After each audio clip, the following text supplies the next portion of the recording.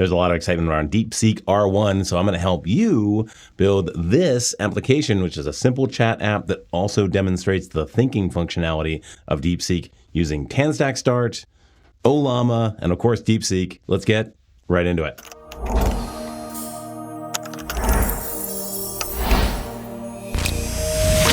Now, when it comes to running Deepseek R1, there are basically two different options. You can either use the hosted version with their API key, or you can just download the model and run it locally on your own hardware, which is really cool. So we're going to use Ollama for that. First thing you need to do is install Ollama on your machine, and then you're going to pull the model that you want. Now, you get a bunch of different options when it comes to the model size.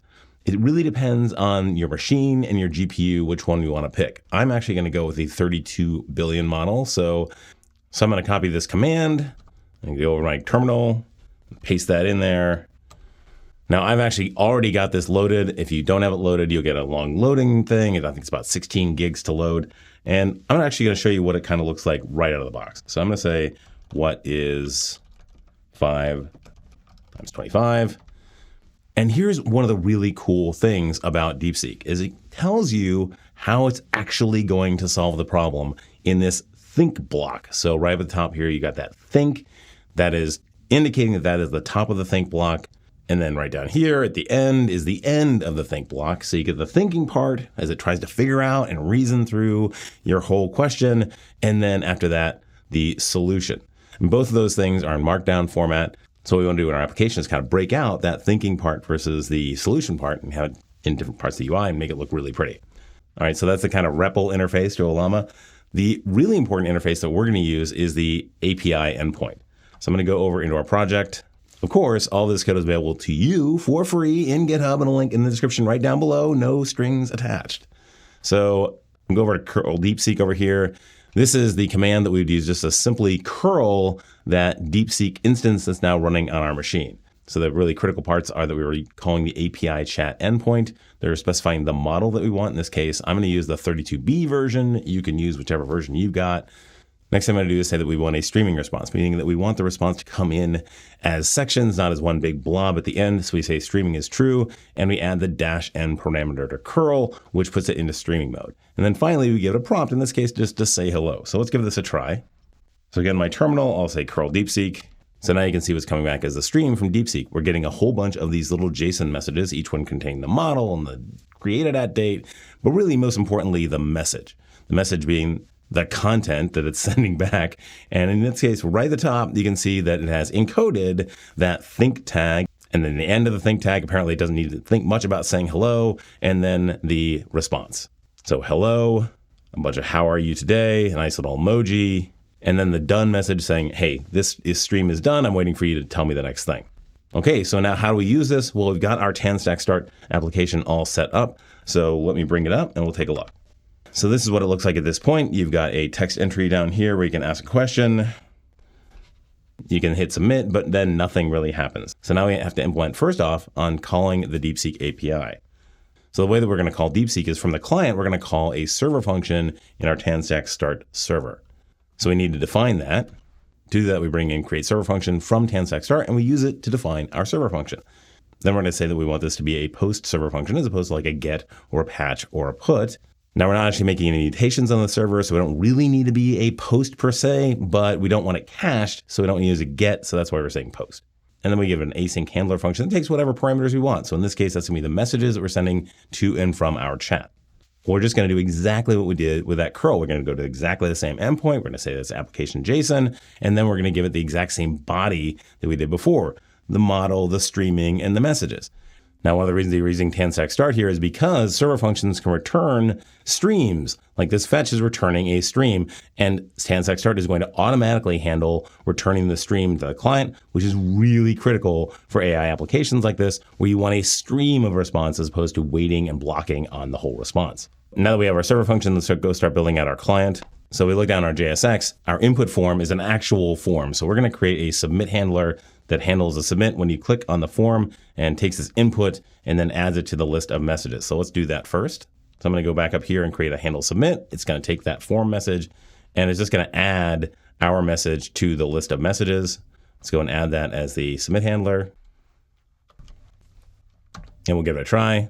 So we'll say hello, and perfect, looks good.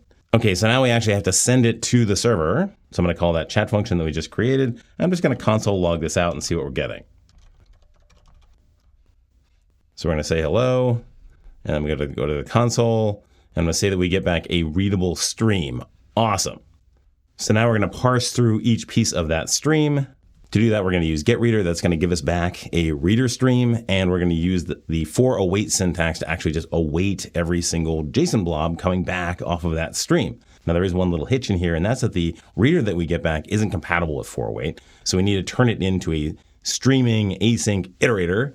So we need a little helper function for that. I'm going to bop that right up at the top of this file. That streaming async iterator is going to turn that reader into an async iterator that can be used with that for await function. It's also going to do the decoding of that uint8 array into text to make it a lot easier. All right, let's go take a look. Go back over here, say hello. Ha-ha! Awesome. Now we're seeing the JSON blobs come back. Those look really good. Awesome. I think we're well on our way.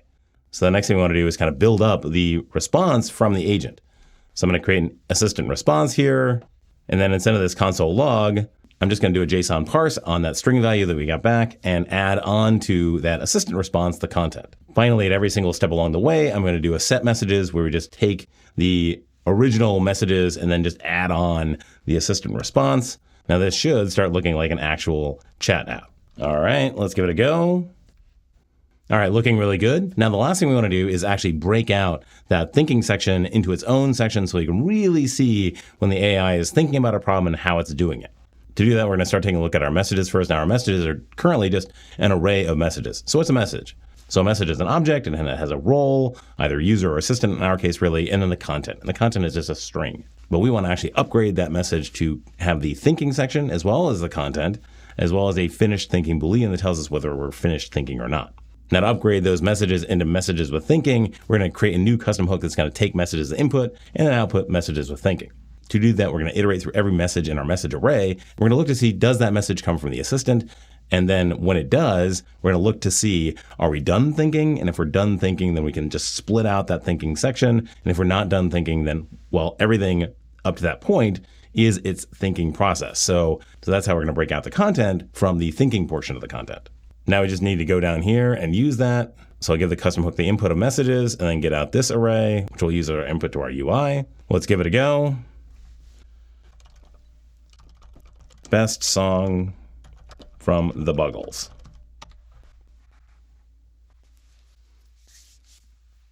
I just love watching this AI think, honestly. Who knew that this AI knew about a band from the 80s called the Buggles, who had basically one big hit called Video Killed the Radio Star? And it's actually going into deep detail, thinking about how it's going to answer this question for me. And this is only the 32B model. Imagine what the 70B model does, or the 671B model does. It's crazy. Okay, so there's the end of the thinking section. Now, it took a lot to actually think about what the actual response here was. And look at all this detail that it's giving us in the response. Amazing. All right, of course, as always, all this code is available to you for free in a link in the description right down below. Try it out for yourself. Let me know in the comments. Are you enjoying this new kind of thinking model? How do you like the local first AI experience? Of course, in the meantime, if you like this video, hit that like button. Really do me a favor. And if you really like the video, hit the subscribe button and click on that bell, and you'll be notified the next time a new Blue Collar Coder comes out.